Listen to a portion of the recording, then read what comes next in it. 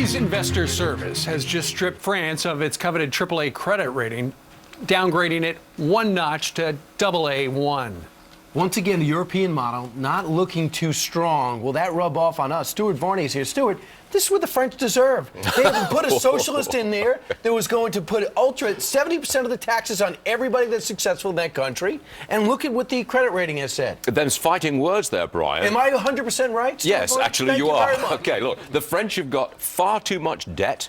There's no prospects for real economic growth in the future. They've taxed the rich to the hilt, so they're 75%, so they're leaving, and they have absolutely no plan to reform entitlements. In fact, they've just lowered the retirement age. Now, does that ring a bell? Look what they're doing. Now look at what we are doing here in America.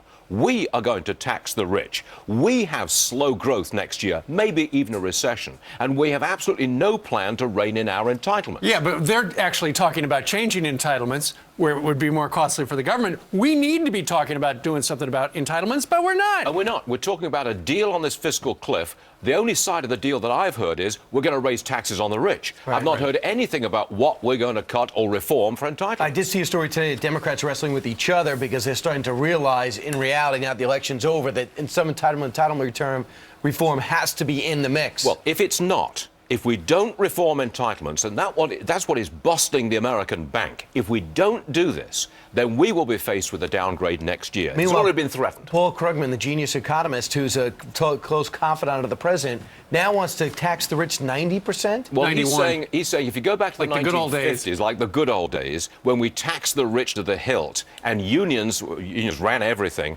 those were the good old days. Those were the days of prosperity. He says we should return to those days, get the unions involved in everything, raise wages, tax the rich to the hilt, and prosperity will miraculously return. And you know what, Stuart, there are a lot of people on the left who think 91 sounds about right for people who are making a lot of money. Right.